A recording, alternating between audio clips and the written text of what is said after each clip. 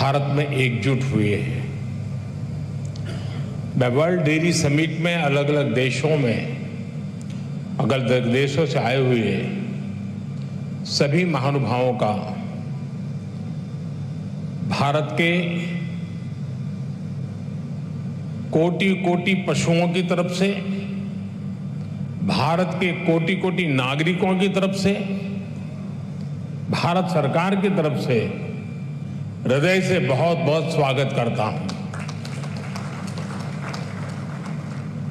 Dairy sector का सामर्थ्य न सिर्फ ग्रामीण अर्थव्यवस्था को गति देता है, बल्कि ये दुनिया भर में करोड़ों लोगों की आजीविका का भी प्रमुख साधन है। मुझे विश्वास है ये समिट आइडियाज, टेक्नोलॉजी, एक्सपर्टाइज और डेयरी सेक्टर से जुड़ी परंपराओं के स्तर पर एक दूसरे की जानकारी बढ़ाने और एक दूसरे से सीखने में बहुत बड़ी भूमिका निभाएगी। साथियों, आज का ये आयोजन ऐसे समय में हो रहा है जब भारत ने अपनी आजादी के 75 वर्ष पूरे किए हैं। ये भी संयोग है कि आज के इस आयोजन से भारत के 75 लाख से ज्यादा डेयरी किसान भी टेक्नोलॉजी के माध्यम से इस कार्यक्रम में हमारे साथ जुड़े हुए हैं। इस तरह की समिट के लिए और उसमें लास्ट माइल बेनिफिशियरी हमारे ऐसे ही किसान भाई बहन होते हैं। मैं वर्ल्ड डेयरी समिट में अपने किसान साथियों का भी स्वागत करता हूं, उनका अभिनंदन करता हूं। साथियों, पशुधन और दूध से जुड़े व्यवसाय भारत की हजारों वर्ष पुरानी संस्कृति का अभिन्न हिस्सा रहा है।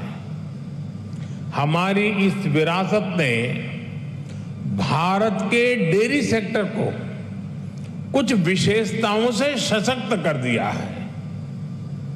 इस समिट में दूसरे देशों से जो एक्सपर्ट आए हैं, मैं उनके सामने इन विशेषताओं का विशेष रूप से उल्लेख करना चाहता हूं। साथियों, विश्व के अन्य विकसित देशों से अलग भारत में डेयरी सेक्टर की असली ताकत छोटे किसान है।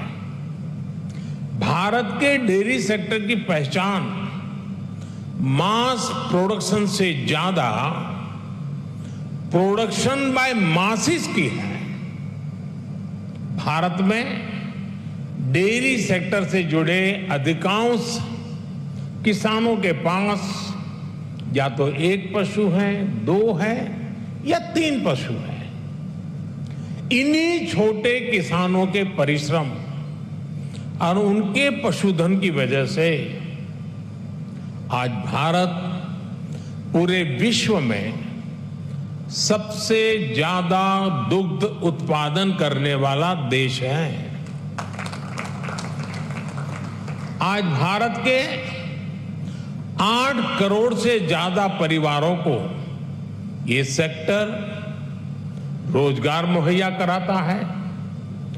भारत के डेयरी सेक्टर की यूनिकनेस आपको अन्य जगह पर शायद ही कभी कहीं मिल जाए। आज वर्ल्ड डेयरी समिट में इसका जिक्र मैं इसलिए भी कर रहा हूं क्योंकि विश्व के अनेक गरीब देशों के किसानों के लिए ये एक बेहतरीन बिजनेस मॉडल बन सकता है। साथियों, भारत के डेयरी सेक्टर की इस खासियत को एक और यूनिकनेस से जबरदस्त सपोर्ट मिलता है। हमारे डेयरी सेक्टर की दूसरी विशेषता है भारत का डेयरी कोऑपरेटिव सिस्टम, आज भारत में डेयरी कोऑपरेटिव का एक ऐसा विशाल नेटवर्क है जिसकी मिसाल पूरी दुनिया में मिलना मुश्किल है। ये डेयरी कोऑपरेटिव्स देश के 2 लाख से ज्यादा गांवों में करीब करीब 2 करोड़ किसानों से दिन में 2 बार दूध जमा करती हैं और उसे ग्राहकों तक पहुंचाती है। इस पूरी प्रक्रिया में बीच में कोई भी मिडलमैन नहीं होता और ग्राहकों से जो पैसा मिलता है उसका 70% से ज्यादा सीधा किसानों के जेब में ही जाता है। इतना ही नहीं, अगर मैं गुजरात राज्य की बात करूं तो ये सारे पैसे सीधे महिलाओं के बैंक अकाउंट में जाते हैं।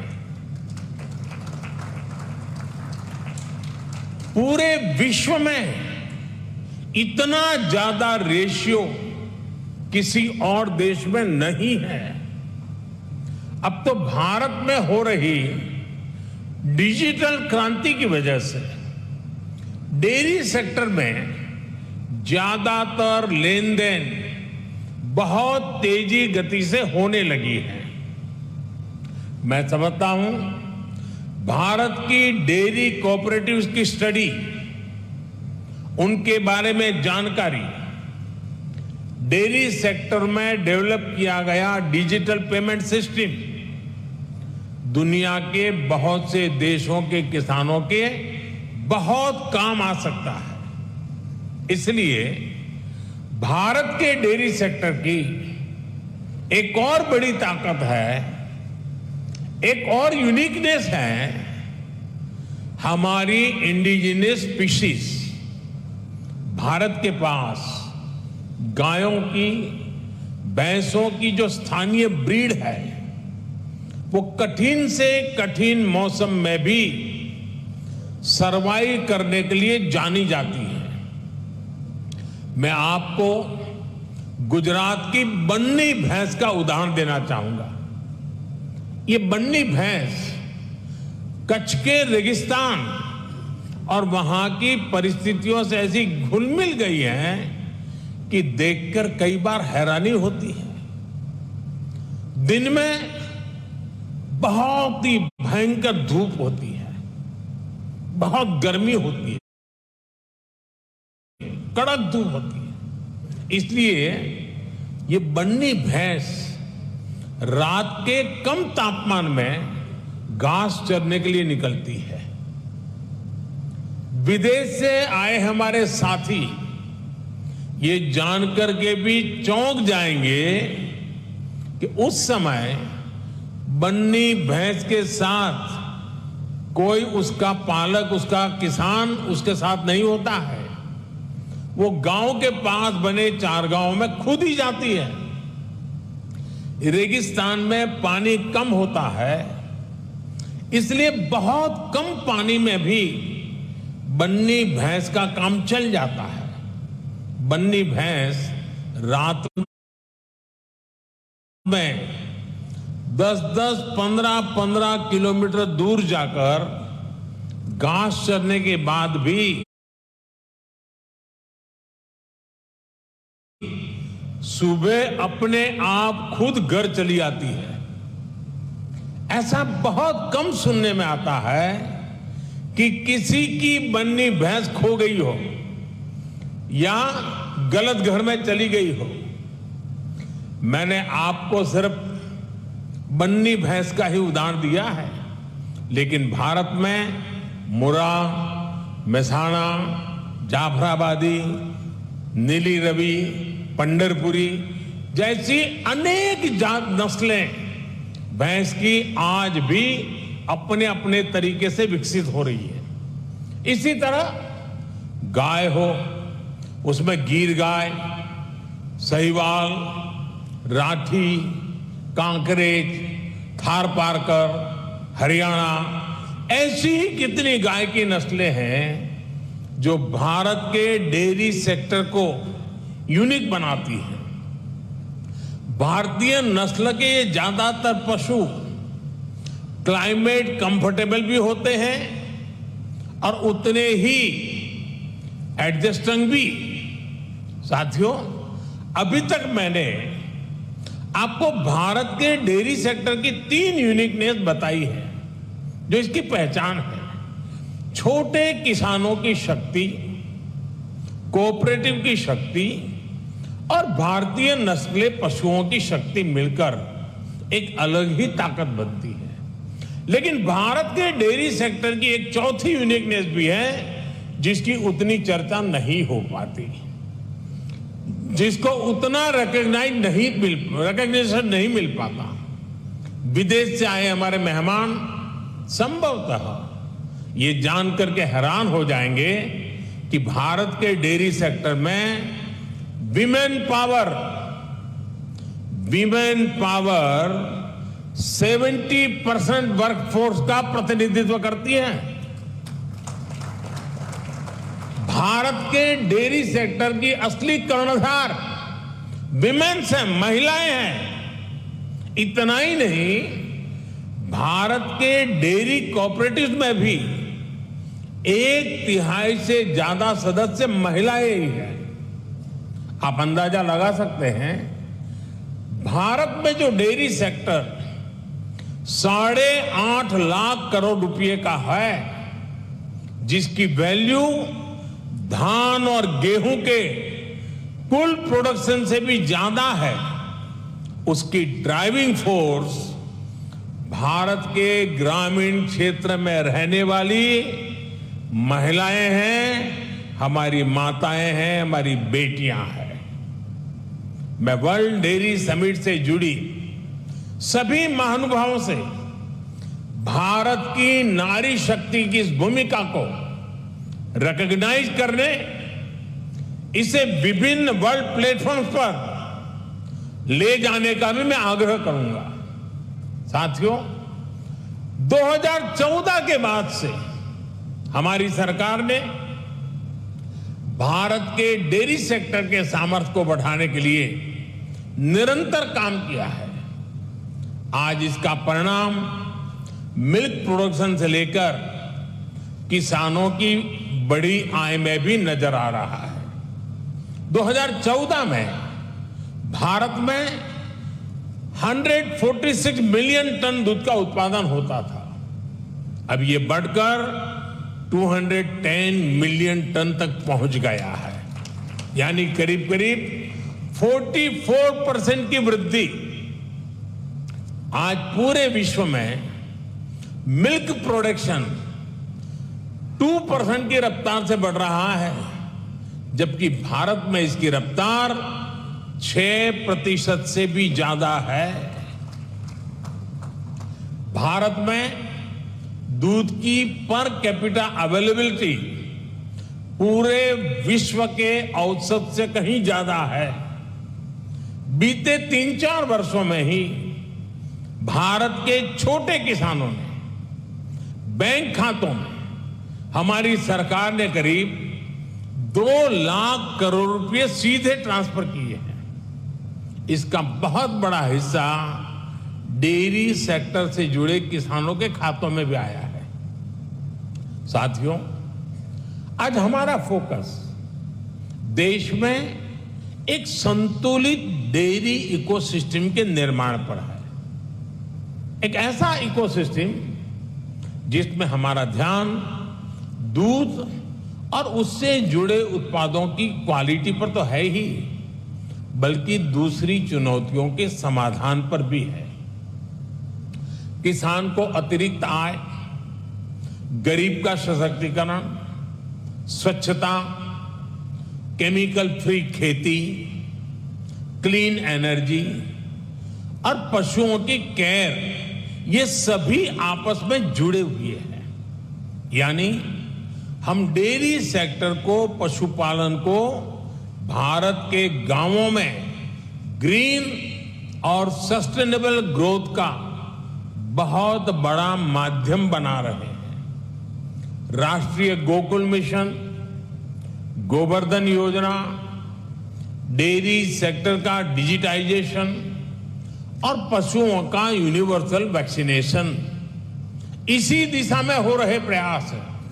इतना ही नहीं, भारत ने जो सिंगल यूज प्लास्टिक बंद करने का जो अभियान चलाया है वह एनवायरमेंट की दृष्टि से तो महत्व का है ही, लेकिन जो भी जीव दया में विश्वास करते हैं, जो पशुधन में उसके कल्याण में विश्वास करते हैं, उनको मालूम है कि प्लास्टिक पशुओं के लिए कितना खतरनाक बनता जा रहा है, गाय और भैंस के लिए कितना खतरनाक बनता जा रहा है।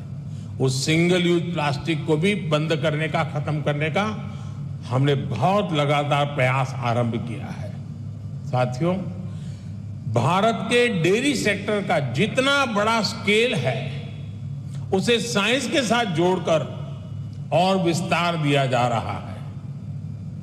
भारत डेयरी पशुओं का सबसे बड़ा डेटाबेस तैयार कर रहा है। डेयरी सेक्टर से जुड़े हर पशु की टैगिंग हो रही है। आधुनिक टेक्नोलॉजी की मदद से हम पशुओं की बायोमेट्रिक पहचान कर रहे हैं। हमने इसे नाम दिया है पशु आधार। पशु आधार के जरिए पशुओं की डिजिटल आइडेंटिफिकेशन की जा रही है, जिससे उनकी सेहत पर नजर रखने के साथ साथ डेयरी प्रोडक्ट से जुड़े मार्केट को विस्तार देने में मदद मिलेगी। साथियों, आज भारत का बहुत बड़ा फोकस पशुपालन के क्षेत्र में उद्यमशीलता को, एंटरप्राइज को बढ़ावा देने पर भी है। डेयरी सेक्टर से जुड़े छोटे किसानों की ताकत को हम फार्मर प्रोड्यूसर ऑर्गेनाइजेशंस और महिलाओं के सेल्फ हेल्प ग्रुप के माध्यम से एकजुट कर रहे हैं। इनको बड़ी मार्केट फोर्स बना रहे हैं। अपने युवा टैलेंट का उपयोग हम एग्रीकल्चर और डेयरी सेक्टर्स में स्टार्टअप्स के निर्माण में भी कर रहे हैं। आपको ये जानकर भी अच्छा लगेगा कि भारत में बीते 5-6 साल में एग्रीकल्चर और डेयरी सेक्टर में 1000 से अधिक स्टार्टअप्स बने हैं। साथियों, भारत किस तरह अनोखे प्रयास कर रहा है उसका एक उदाहरण गोवर्धन योजना भी है। अभी हमारे रूपाला जी ने गोबर का इकोनॉमी में बढ़ता महत्व का वर्णन किया था।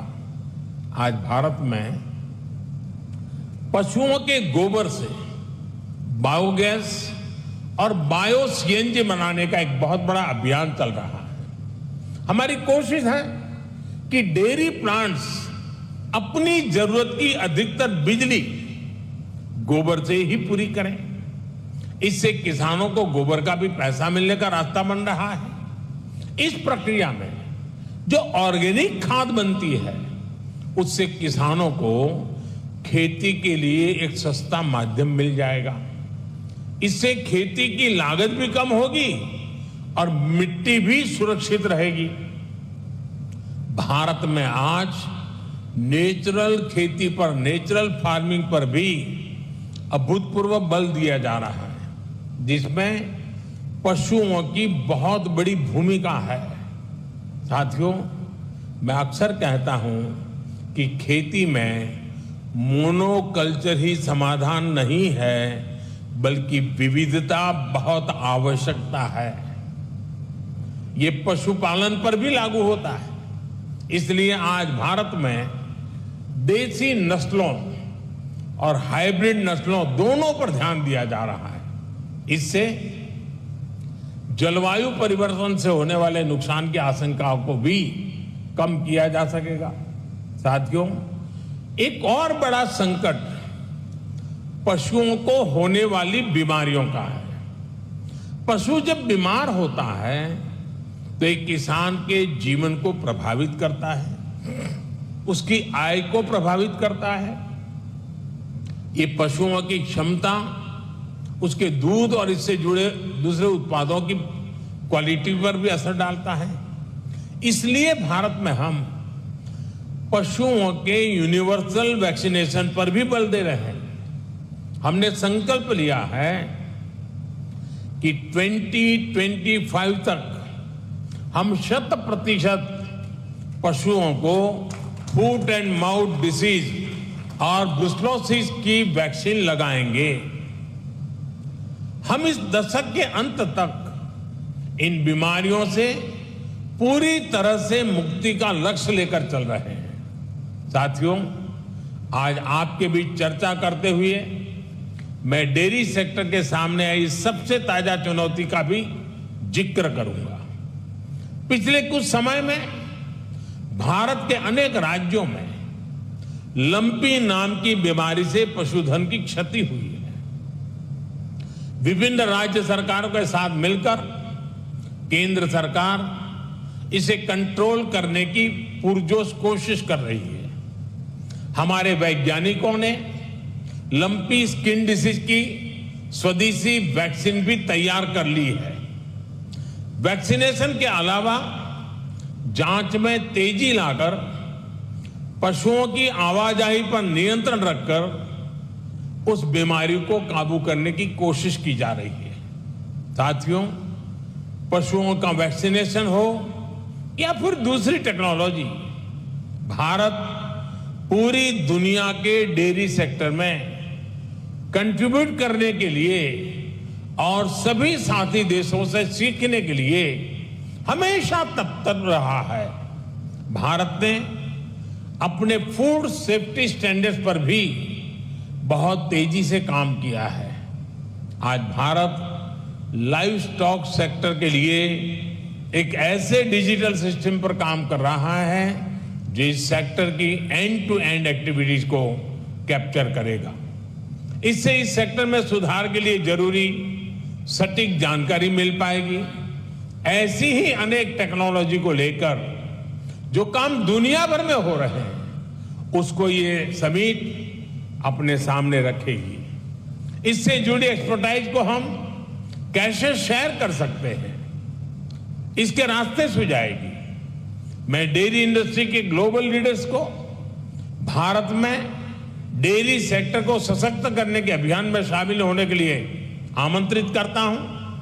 मैं इंटरनेशनल डेयरी फेडरेशन की भी उनके बेहतरीन काम और योगदान के लिए प्रशंसा करता हूं। आप सभी का, जो विदेश से आए हुए मेहमान का, मैं फिर से स्वागत करता हूं, उनका अभिनंदन करता हूं। और मैं एक लंबे अरसे के बाद, करीब 5 दशक के बाद भारत को आप सबका स्वागत करने का मौका मिला, आप सबके साथ विचार विमर्श करने का अवसर मिला और यहां से जो मंथन से अमृत निकलेगा